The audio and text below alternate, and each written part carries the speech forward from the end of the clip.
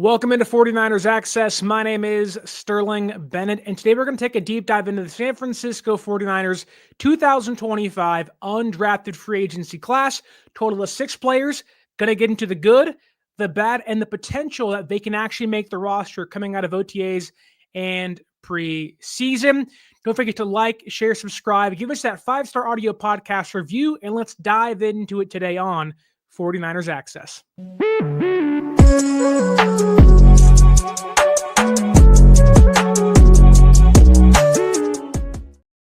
Let's start things off with the one position this Niners regime has always been able to hit on with the undrafted free agency class, and that is the running backs. While San Francisco drafted one in the on day 3 with Jordan James out of Oregon, they also signed Cincinnati running back Corey Kiner as one of their top priority undrafted free agents. He's 5'9", 209 pounds, runs a 4.57 40-yard dash. In high school, he won Ohio's Mr. Football Award for Division V Offensive Player of the Year award with almost 1,900 yards and 35 rushing touchdowns.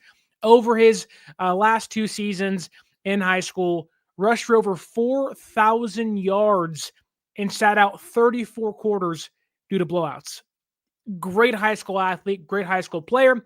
Because of his high school accolades, he committed to play at LSU, only there for a couple of years, but certainly made his name known when he transferred to Cincinnati and played for the Bearcats in 2022. He was a backup his first year at Cincinnati, rushed for about 362 yards, 5 touchdowns, and only 81 attempts. So you're seeing some of that good rushing attack, good contact balance, a good yards per carry rate over only 81 rushing attempts. But in 2023, that's when he became the full-time starter and really took off in his last 2 years at Cincinnati. Averaged over 200 carries, 1,000 yards, 4.5 yards per carry, and about 4.5 touchdowns per season over his last 2 years with the Bearcats, and 39 explosive runs in 2025 with Cincinnati. He's not going to be much of a receiver for you. Only 30 collegiate receptions on his name and 162 yards. So again, not going to be a great receiver for you, but has shown over his time at LSU in high school and certainly with Cincinnati that there's a little more than just undrafted free agent status to a player like Corey Kiner. If you follow The Athletic and Dan Brugler's work with the Beast, he is about a day 3, 6th round, 7th round pick. So San Francisco certainly found value as a UDFA with Corey Kiner. So with that said, let's dive into the strengths and his weaknesses here. His strengths, great contact balance. He fights through contact. He has natural leverage, again, 5'9" frame, smaller guy. He can fit through holes. He's someone that is never content just finding a place and going down. He wants to keep moving, keeps his legs turning and churning. He'll break through arm tackles. He's a downhill runner. Someone that you look at over Shanahan's near decade time in San Francisco, you scream Matt Breida, albeit with less speed. You talk about Tevin Coleman, albeit less speed. You talk about Elijah Mitchell. There's a archetype that Kyle Shanahan likes, and Corey Kiner certainly fits that as a UDFA this year. He's a player that never stops moving. Momentum's always there in the backfield, in between tackles, in wide zone runs. He's always moving his feet, moving his legs, moving his hips. He runs with the high knees, so he wants to break tackles. He's always, again, moving around. With his 1,147 rushing yards this past year at Cincinnati, 841 of those came after contact. So one guy's not going to bring them down. Now, bigger guys, bigger linebackers, they may take him down, but defensive linemen, guys trying to arm tackle him, good luck taking down Corey Kiner in the backfield. He's a patient runner. He's not going to get too overzealous. He's not going to just find a hole and try to fit himself in there. He'll wait for blocks to open up. He'll wait for his guards and tackles to create holes for him. And I really think that Kyle will love what Corey Kiner brings. Now, do I think, and one conversation often had with the UDFAs as well, whenever San Francisco drafts a running back or round 3, round 5, the guy that's undrafted beats him out in camp. I don't think Corey Kiner will be that type of player for San Francisco. However, I do think there is going to be a competition for that fourth running back slot. This team likes Patrick Taylor Jr. However, the odds he gets picked up by somebody if he is cut, he's a good practice squad player, good depth guy to have. I could see Corey Kiner walking into camp, as kind of the RB5, RB6, but leaving as the RB4 when it's all said and done. I think he gives you a little more than Patrick Taylor and Israel Abanaconda gives you as a depth piece. So there's a lot to like. And also, he is a bona fide zone runner. 413 zone run attempts over his time with the Bearcats and at LSU, and 140 gap attempts. So he's a pure zone runner, patient, always moving, head's always down, finding holes, patient guy. So you are finding, if you want to put it in kind of a weird way to compare a player already that was here, I think Elijah Mitchell screams that for this team. And Elijah Mitchell ended up being this team's leading rusher in 2021. Now, again, when you have Christian McCaffrey, you have Jordan James, you have Isaac Grendo, the odds that Corey Kiner can meet the expectations of the 2021 Elijah Mitchell aren't very high. However, I do think that Corey Kiner can make the roster. That said, there are some weaknesses there, and some pretty big ones, I may add. Again, smaller guy, so 5'9" frame. How long do those guys last in the NFL? Smaller running backs, their shelf life usually isn't that long. Obviously, you have some outliers here or there. You don't need guys that are 5'10", 5'11", but when you have guys that are 5'9" or only about 209 pounds, 200 pounds, you're not looking at a long, NFL career. So how do you maximize Corey Kiner? Can he stay healthy over his time? He was healthy throughout the entire time at college, so there is no pre-existing injuries there. He's got fresh legs, no wear and tear thus far. But when you talk about the athletic side of him, he's not going to give you great long speed. He's not going to, pull away from defenders very often. And you're not going to find this one-cut ability. He's not going to find a hole and say, boom, he's gone. That's Christian McCaffrey. That's Isaac Grendo. At times, that's Jordan James. But again, even then, his long speed comes into question. I do think that's where you get into the more Elijah Mitchell comps where it's like, hey, physical guy, head down, never stops moving, but likely isn't going to break away, 20, 30-yard runs downfield consistently for you in the backfield. One of the bigger issues I've seen with him is that he isn't a red zone runner. Throughout his time in college, only 3 red zone touchdowns. So, Jordan James walks into camp sitting back like, hey, I had 15 red zone touchdowns last year. All of my touchdowns came in the red zone. I'm the drive finisher, if you will. Corey Kiner's a guy that's like, I'll start drives for you. I can release somebody here or there. If you want to use that baseball term, he's the middle reliever where you get to kind of the 45 to 45-yard line, comes in, gives you a rep or two, then you call it a day for him, or at least call it a drive for him. You bring Christian McCaffrey back in, use Garendo, then Jordan James finishes things off. So, again, only 3 red zone touchdowns, so not, again, a drive finisher in the backfield. There really is nothing in regards to a pass blocker. So the pass pro is certainly going to be an issue for him as it is for most smaller running backs. So again, 5'9", the small frame coming into play for him. And he's not going to be a run blocker. I really don't see him being utilized in that way. But if he's asked to in any capacity, it's not going to be great. Again, 5'9", smaller guy. It's not that he doesn't try. He just can't. And he has almost no experience on special teams. So again, he's very pigeonholed into being an RB4 and RB3 in his career. And a big issue, and to me, the biggest issue for him, it's one of the bigger reasons as to why I was not in on Jadon Blue, who went to the Cowboys out of Texas, or Bayshal Tootin, who went, I don't know where, but to Virginia Tech out of this last draft class, is fumbles. Those guys combined for 9. Corey Kiner had 3 in 2025, so or 2024, excuse me. So there is some concerns as to, do you have ball security? And we all know Kyle Shanahan. If you fumble, get rid of the football and create turnovers as an offensive player, you're not going to stick around a long time. So I think Corey Kiner of this grouping is probably the closest to actually making the roster, simply based on who's in front of him. I think he can actually surpass on the depth chart, but I really, really just don't really know. Like, If he gets into camp and fumbles happen and there's turnovers and it's like, oh my God, the ball security is a problem, I can see him being a practice squad guy getting cut. But if he can clean that up, I do think there is, of the guys on this UDFA class, 6 of those guys, I think he has the best chance to make the roster of the 6. Moving along to the next offensive player, and maybe the most exciting player San Francisco picked up, that being wide receiver out of Nebraska, Isaiah, I believe it's Neyor. And he is a very perplexing, kind of, I don't want to say confusing, but there is this kind of like looming of like, is there more than meets the eye? He may be a transformer, is what I'm kind of getting at. He's 6'4", 218 pounds. He has 4.4 speed. In 2019, committed to play at Wyoming, but didn't really do much until 2021.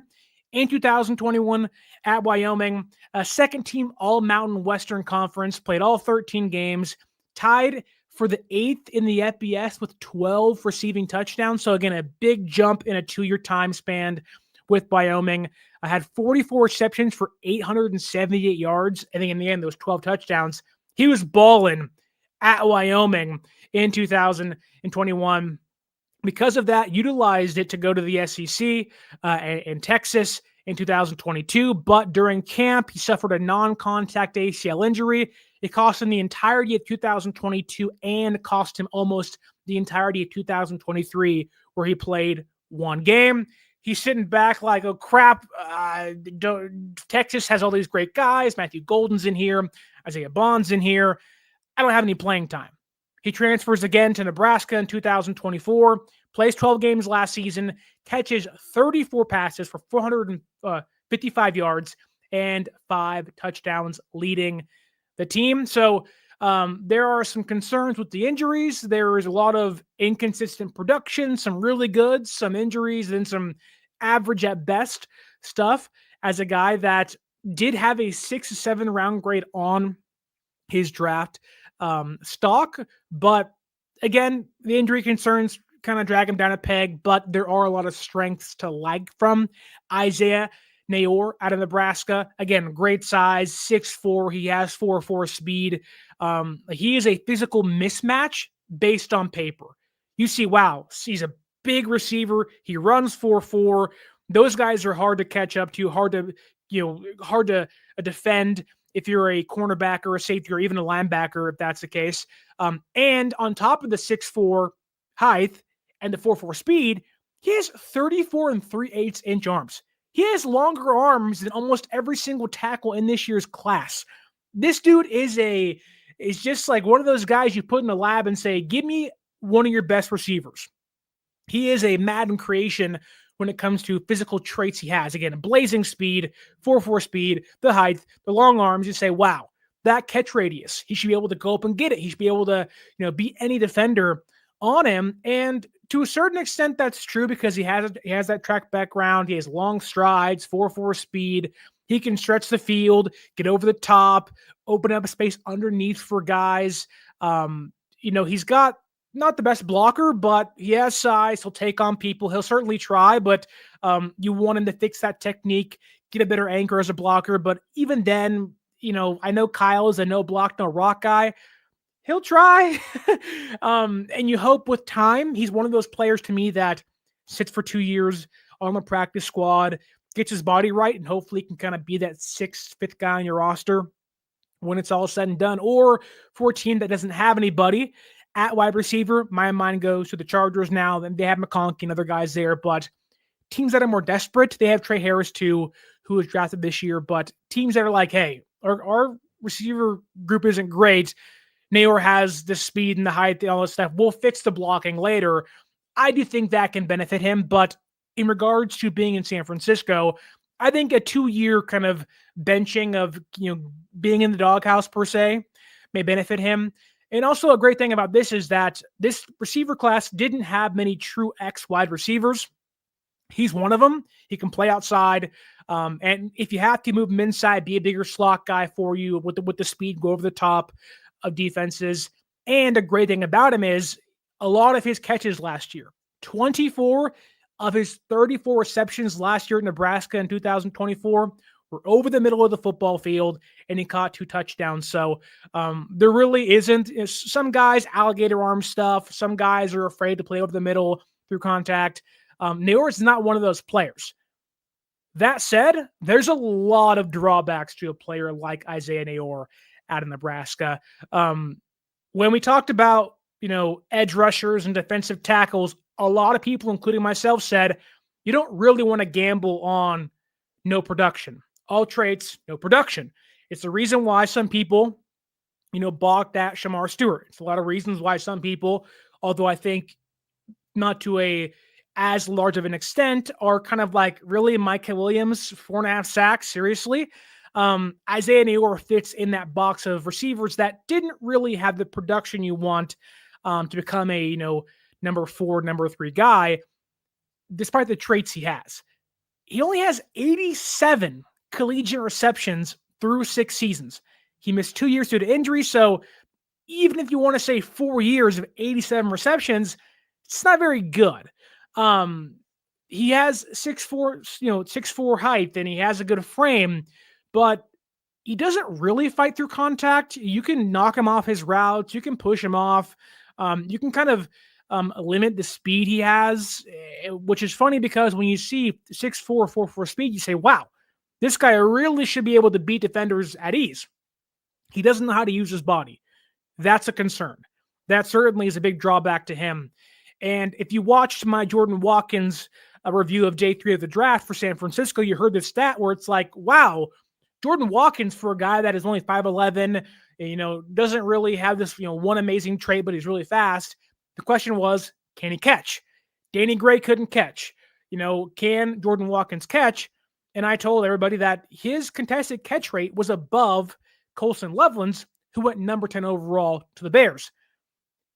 Despite having a 6'4" frame and a 34 3/8 inch arm and catch radius, Isaiah Neyor has a 40.9 contested catch rate if you remove the one game he played in 2023 coming off the injury. That's an issue. That's a concern. He doesn't know how to use his body to box out guys, go up and get it. It's very much I'm just out here roaming around, can you get it to me kind of player, which isn't always a bad thing, but when guys are that big, you want him to be able to box out dudes, and he really just can't do that.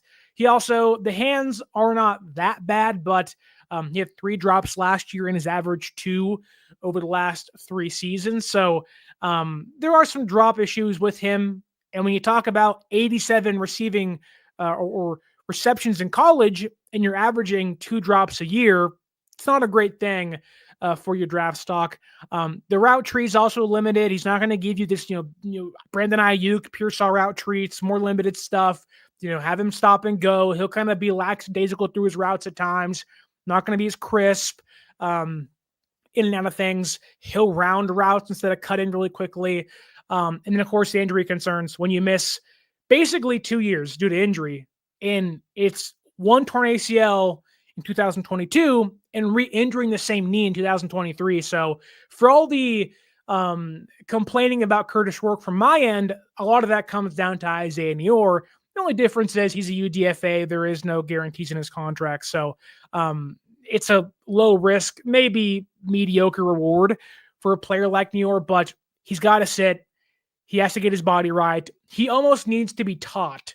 And a lot of that maybe is because when you miss 2 years of time, kind of catching yourself back up. So there is a world where 2 years removed from the injury, he looks better, looks faster, looks stronger than he looked last year at Nebraska. But it wasn't great last year. There's a reason why his draft stock wasn't great. But I think there may be a realm where, like Tariq Owens has taken, get into camp, learn the coaching staff, learn the roster, be here for 1 to 2, 3 years maybe. You can find yourself kind of sticking around. I think that's the path for Neyor to make a roster, whether it's in San Francisco or elsewhere. But the hopes aren't high. But knowing San Francisco has like Russell Gage and Isaiah Hodgins and Tariq Owens and Trent Taylor, there may be room. Like, they kept Tay Martin forever on the roster. He could become your next Tay Martin, although Tay Martin knew how to go up and get it. Neyor needs some practice and a lot of it. So Maybe he's a pup guy. Maybe he's an IR guy for a year, get his knee right. So there really could be some opening. But again, there's drops concerns, injury concerns. It's going to take a long time for him to maybe make a roster anywhere if he ever does. But he's a practice squad guy in year one, maybe. But maybe somewhere. I do want to pause here in the UDFA breakdown to say, what's up, Fluffy Ninja, on the YouTube chat. Tommy Huxley says, did you see Colin Cowturd's prediction? I did. Niners in last place.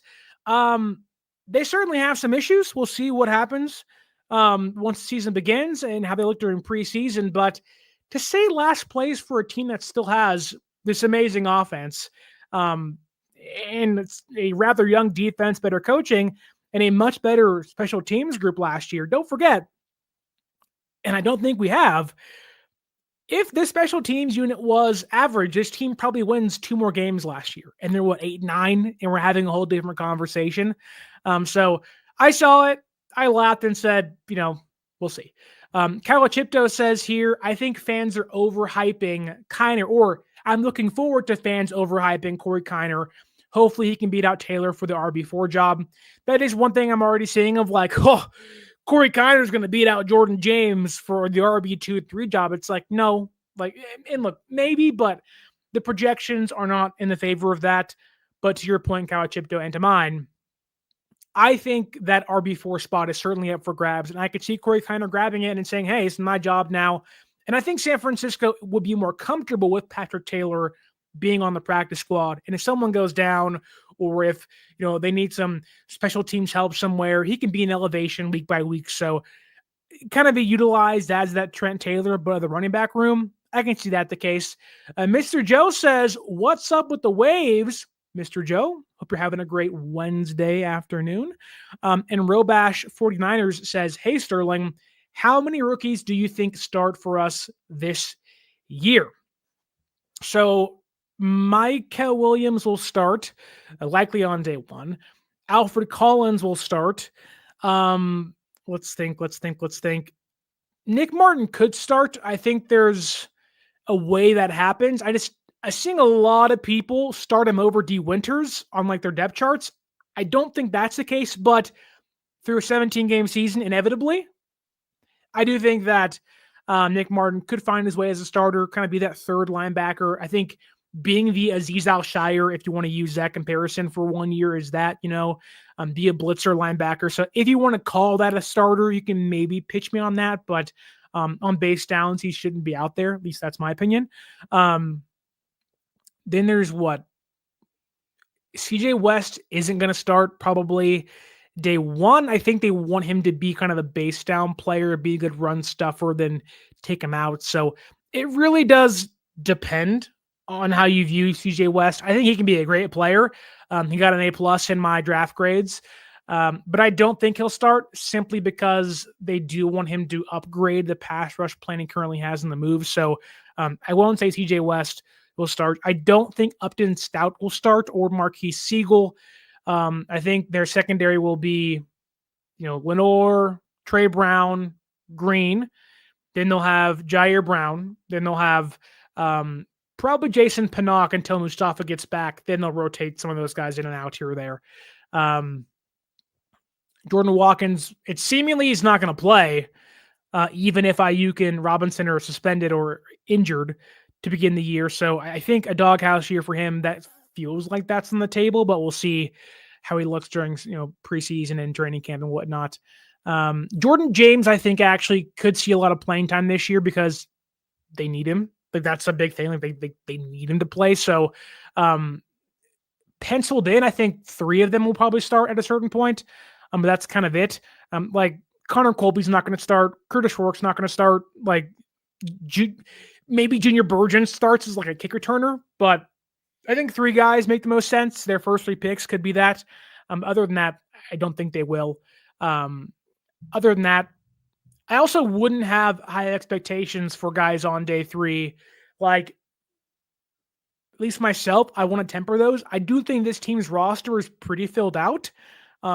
And the holes they had on the defensive line, albeit I think they could have found some other guys in there, like, a pass rusher on the defensive tackle position. I think they kind of filled everything they needed. So I would say three of them. Diamond, I'm assuming it's Diamond D @ LBC says, any UDFAs you wish we would have signed? Yes. I wish we would have signed Sean Dolak, linebacker from Buffalo. He goes to the Rams. I think Willie Lampkin, guard from UNC, also went to the Rams. So that's two guys I would have loved to have signed. Then there was Jared Ivey, kind of a edge rusher, defensive line, interior guy hybrid. He went to the Seahawks. So that's two of them. Maybe Nick Nash. I think he went to the Falcons. I think. Maybe I'm wrong there. Other than that, there wasn't really anybody that I was like, oh, you got to have him. I think they did a pretty good job. Again, there were some picks I didn't love, but other than that, like I think of the grouping, those three guys, Jared Ivey, Sean Dolak, Willie Lampkin, those three guys make the most sense to me. Bit of need for San Francisco, but they brought in Drew Moss. They drafted Connor Colby. It's kind of pick your poison there. They drafted Nick Martin. Maybe Sean Dolak was kind of a whatever pick. They went and signed Stone Blanton, who we'll get in here in a second about. But those are kind of the three top dogs for me. I at least would have looked at as UDFAs. And Joseph coming in hot says, Sterling, I think Brock will be the MVP this season. Niners go 15-2 and win the Super Bowl 35-13. Brock is regular season MVP and Super Bowl MVP. Pump the brakes. I love the optimism after a lot of negativity this offseason, but I'll say I wish, fingers crossed it happens. It'll certainly make that probably $200+ million deal he gets this offseason worth it. And we'll all say, forget the conversation of he's carried, but I'm going to say no to that, but I would love it to happen. I do think you will see a better Brock Purdy. There was a post today by San Francisco of Brock Purdy throwing checkdowns to Christian McCaffrey.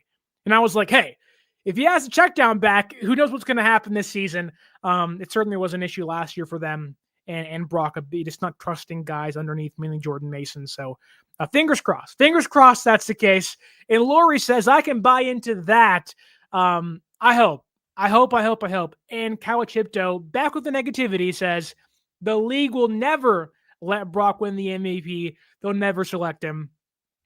It would be a slap in the face to a lot of people if Brock won the MVP. But if Brock wins a Super Bowl, like that almost happened. That's kind of not the same, but like he was a finalist.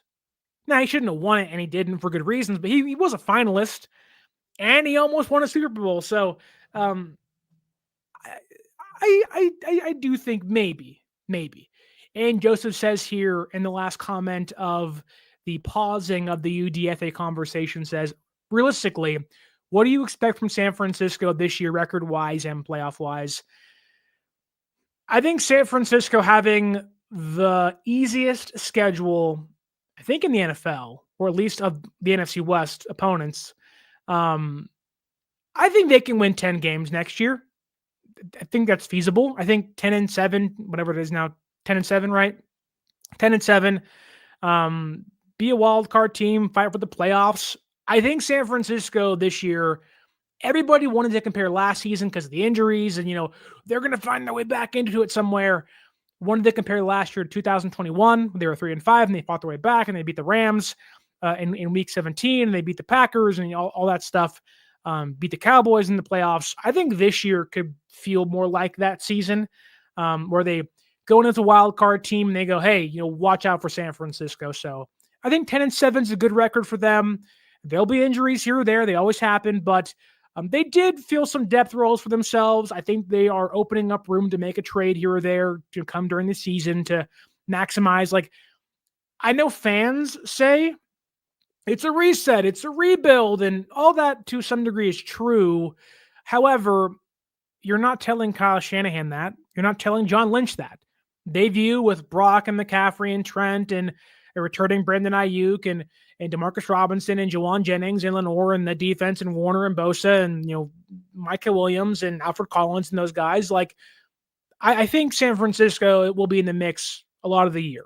They just kind of laid down and died for a variety of reasons, mainly injuries last year. But they took it to the Lions late in the season. Like they showed the Lions have holes, and for as banged up as we are, and for not having Aiyuk and having a bad Deebo Samuel, like Ricky Pearsall took off in that game, and George Kittle's still great. So I think 10-7 is a good record for them. And I think should be able to compete for the Rams for the division. Watch out for Seattle, though. I know a lot of fans don't love me saying that, and look, they certainly have quarterback problems. I don't really trust Sam Darnold by any means, and their offensive line still has some holes. But I think Seattle can surprise some people. They got a good defense over there, and I think they're trying to fix things up. And I really wouldn't be shocked that if Stafford goes down, it's Seattle and San Francisco vying for the NFC West again. So 10-7 is where I'll stand for now. And if things change or something drastic happens, we can certainly open up that conversation again. But great question, and I'm happy to answer it for you.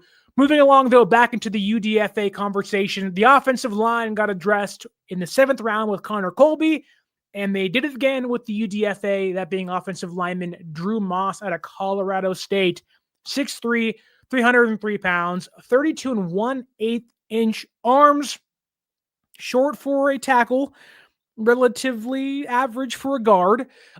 Started 22 games at right tackle for FCS Lamar, then transferred to Colorado State, played right tackle in 2023. They kicked him inside in 2024, where he became a second-team All-Mountain West offensive lineman. In regards to strengths, he's a high-end athlete. I know a lot of people were screaming, get a guard, get a tackle. And yes, I think they got burned by the Raiders twice in round 3 at pick 100, or in front of pick 100, but Shanahan being super particular about his offensive linemen, and Chris Forrester being the same way. Drew Moss does fit what they want to do as guards and tackles, although I think he is going to be a center and guard at the NFL level. The RAS score was just off the charts. He was elite when it comes to 40-yard dash, 20-yard split, 10-yard split, shuttle time, 3-cone, vertical, and broad jump. The dude is an athlete, to quote David Spade from Benchwarmers. He just is that kind of player. He wants to get out and get into space, and he can move, and he can be the puller and all that stuff. And funny enough, for a lot of the balking and a lot of the issues fans had of not getting a tackle and a guard, the 2 guards San Francisco got, Connor Colby being the 9th best zone run blocker in this draft class for PFF.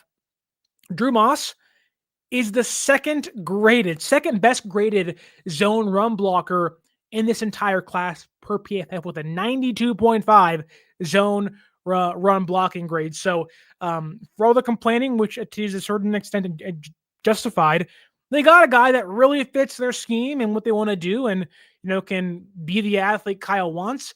Also, through 4 collegiate seasons, only allowed 4 sacks. So, and that's playing guard and tackle, despite having short arms. Like when you have 32 1/8-inch arms, guys that have 33-inch arms are like, oh, they got short arms, can't do it.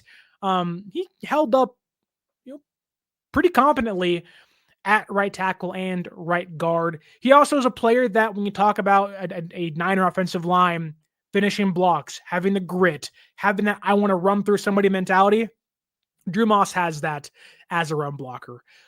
That said, there's a lot of weaknesses here. When you have short arms, it's going to be an issue for you. There's technical issues with his, the way he has his hand strikes. With shorter arms, you can't reach that far. Guys are going to get into your chest faster.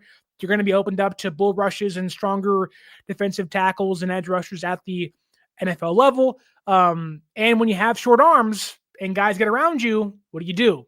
Tend to grab onto pads and face masks, and you try to get a hold of the guys and not let go and say, hey, I'll get called for holding compared to 15-yard sack or whatnot. So got called for 17 flags over the last 2 seasons. So again, shorter arms are a big issue. Guys getting into his chest, inconsistent hand strikes. And I think, for being a UDFA and for all the good things he can do for you and all the, the athletic traits he has and, the stats he has and, the zone run blocking grades that he has, I think anything more than projecting him to be a reserve depth piece is, that's kind of what he is. He's not going to be a starter for you at the NFL level. He's not going to give you this amazing season and become this amazing player. There's a lot of work to be done. Now, does he fit the mold of a Kyle Shanahan offensive lineman more than, say, some of Logan Brown from Kansas? Of course he does. But there's so much rawness there. There's so much you don't really fit the mold of an NFL player. And I think, a lot of fans are screaming to replace Jake Brendel. Jake Brendel set for a long time in Miami as a backup. I do think that there is a path for Drew Moss, if he's going to make the roster, to play center. This team seemingly likes Nick Mykel and Matt Hennessy as guards. Shanahan said as much during the owners' meeting. So I think that if Drew Moss slides inside and plays center, there's a path to be a backup at the NFL level. And I think sitting behind people like Jake Brendel, for all the bad things he does, he's a smart guy. He knows the position pretty well.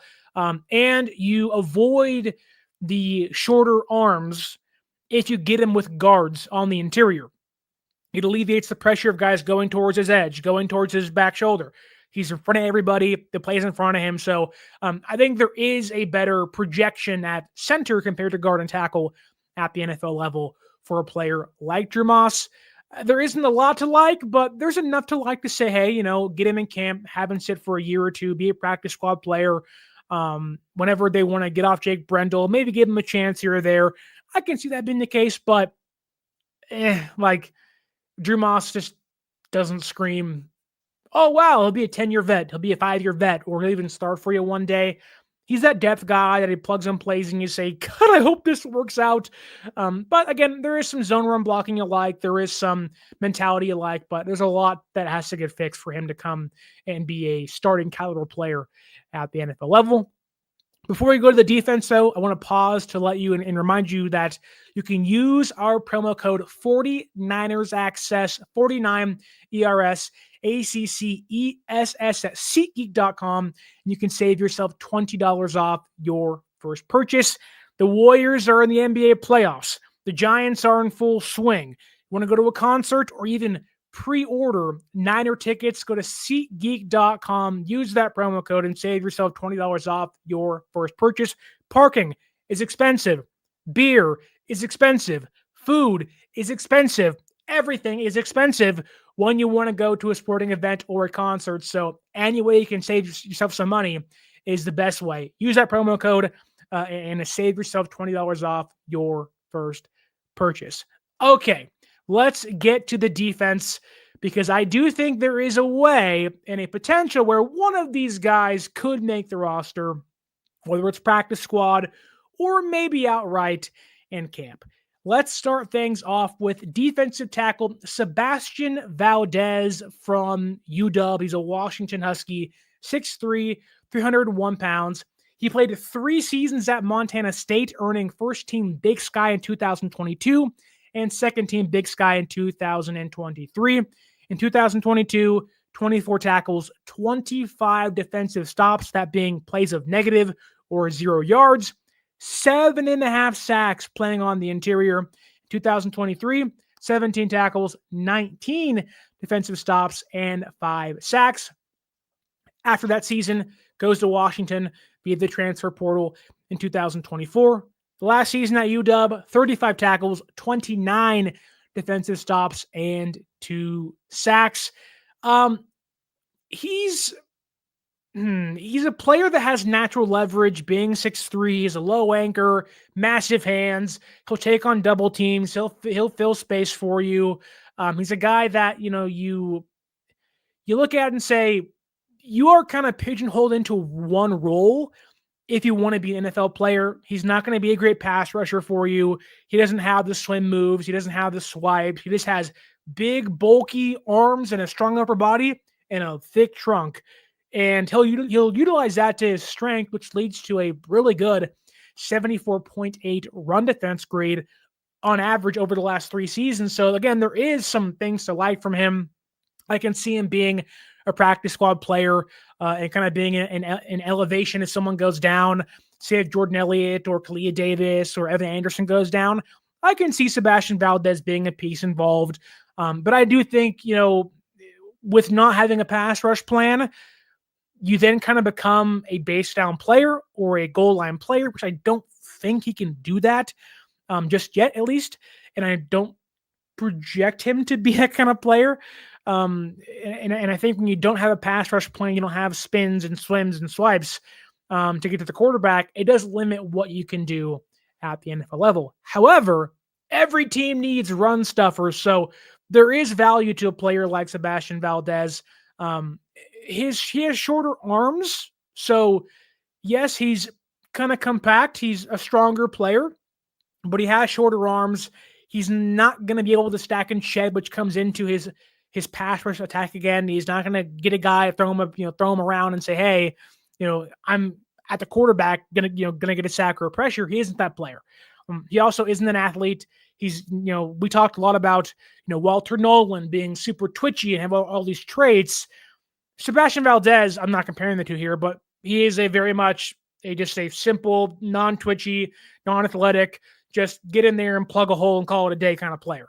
Now, if he can get stronger and he can get more stout and get his body right and add some maybe 20 pounds to his frame, you then start to have the conversation of, okay, maybe he can be a stout run defender at the NFL level, but that's going to take some time. And I think you're talking about a player that, that may take 3-4 years to get that down. So I can see him being a practice squad player for San Francisco, but with what they have, needing depth, that's kind of the path to take. Like, hey, we need some depth on the defensive line. However, I think San Francisco needs more depth when it comes to pass rushing, which Valdez doesn't do very well. Moving on to maybe a lot of people's favorite player of the UDFA class, not named Corey Kiner. That is linebacker Stone Blanton out of Mississippi State. Certainly has the best name of the UDFA class. If your name is Stone, I mean, come on. You got to be laying dudes out. You got to be, I don't want to say rock hard. That's not the verbiage I want to use, but you better be strong dude, cut out, ripped, just rocking dudes when they come over the middle and in coverage and ball carriers. But he's 6'2", 230 pounds, so a smaller frame. He's kind of jacked. He's a stronger guy. He's a 2-year starter at inside linebacker with South Carolina in 2023 and 2024 with Mississippi State. If you want to go back all the way to 2022, 3 years ago, can't believe it's 3 years ago at this point, started 33 consecutive games. So he's healthy. He plays every single game, whether he's starting, whether he's just a reserve player. He's out there. He loves football. But this past season at Mississippi State was by far his best year. 124 tackles, a 12.3% missed tackle rate, 31 defensive run stops, 2 forced fumbles, 3 pass deflections, and a tremendous 86.4 run defense grade. To give you an idea,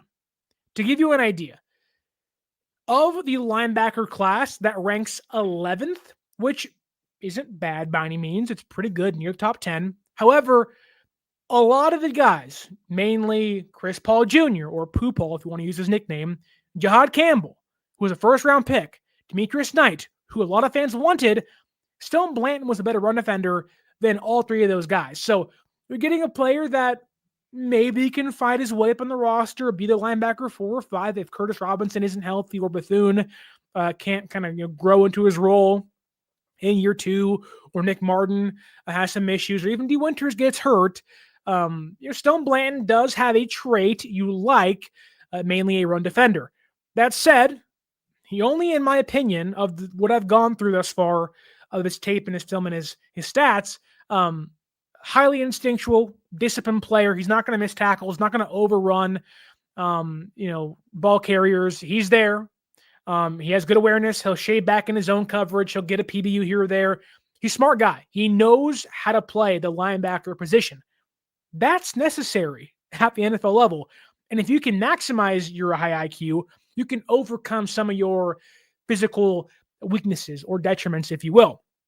And there's a lot of them. He's not a great athlete.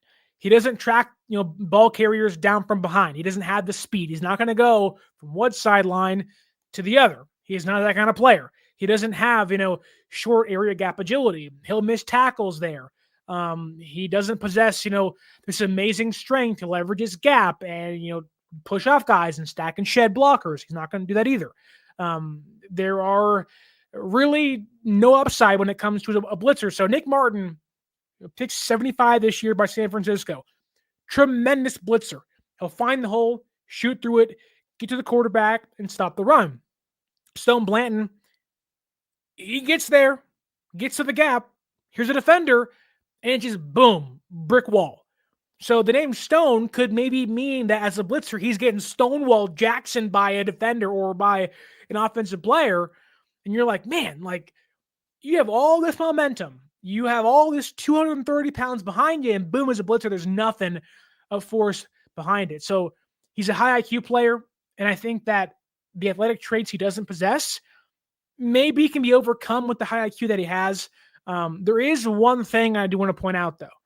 Last year, San Francisco gave Evan Anderson like $130,000 to be a guaranteed contract. This year, I think their only guaranteed, or the biggest guarantee they had, was Stone Blanton at $92,000 in guaranteed money. So there seems to be somewhat of a belief that he'll be a practice squad player for you. And if somebody goes down, he's the first guy up. I do think they like the ability as a run defender a lot, and the high IQ comes into play. But there's so much that Saleh loves with his linebackers, and Blanton doesn't really fit that mold. He loves those wiry, just, if you want to kind of compare it to an animal, he loves the hyena, the lion that has his head in the swivel saying, who do I get to hit next? Who do I get to, go tackle next? And guys that want to go from, one pylon to the other, one sideline to the other. Blanton's not that. So it's an interesting move. I do wonder that if they like his special teams upside on punts, on kicks, on whatever he may do for Brant Boyer's group. But as a potential, if you want to get into what his projection may be, I don't really think there is a place for him as a starter at the NFL level, as most of these guys aren't going to be their UDFAs for a reason, mind you. But I just don't see the high upside that some people do. I think there's a high IQ player that can play for you, can be a guy that plays, a long time in the NFL, but doesn't really become a special or a starter, primarily a special teamer. I think that's the route for him, which every team needs. But I think the guaranteed money there, $92,000 guaranteed, is a big sign that they like him a lot, and he's a priority for them to bring in. The next guy, the final guy of the group, is defensive back, cornerback / maybe safety, Jakob Robinson from BYU.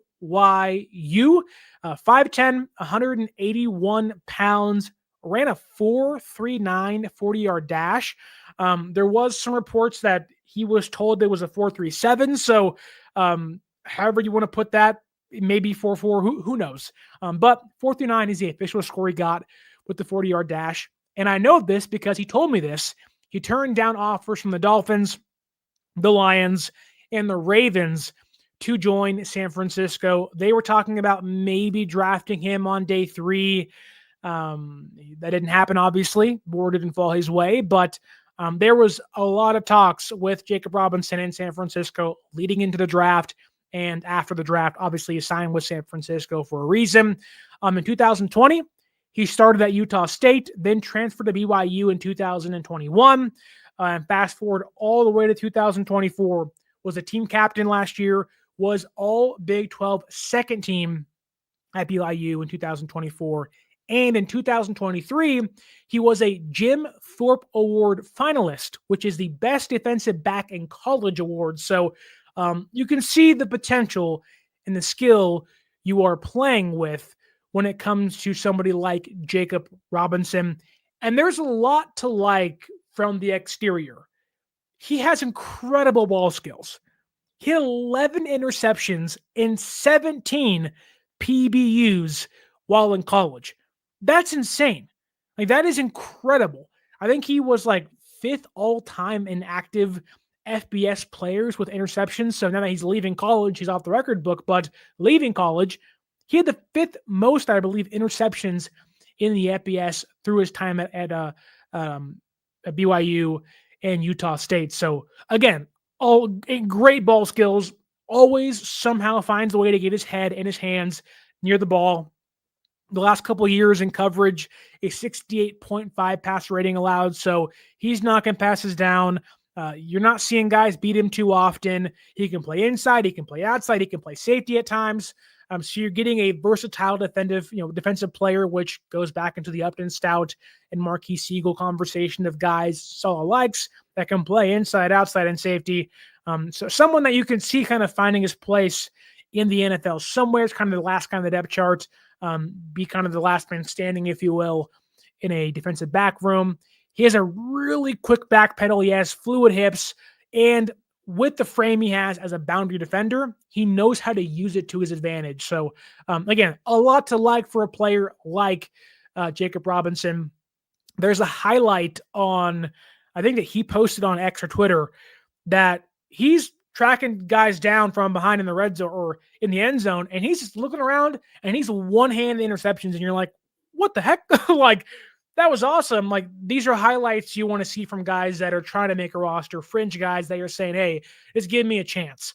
And knowing he turned down offers from 3 other teams, that has to give you some kind of sign that they like him a lot. Now, that said, he's not somebody you want as a cornerback playing in man coverage much. You don't really want him out there on an island. There is no Rebus Island in sight. It is like, oh my God, let's not go over there in man coverage.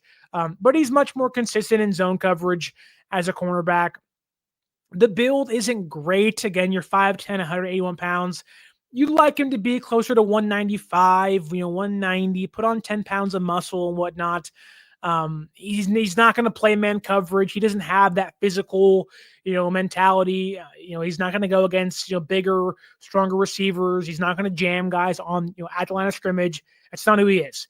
He's a kind of play back a little bit, zone coverage player, kind of the off zone coverage player, and let things come to him compared to taking receivers head on, where, you have guys like Neyor and Bernardo Green that can play in press coverage.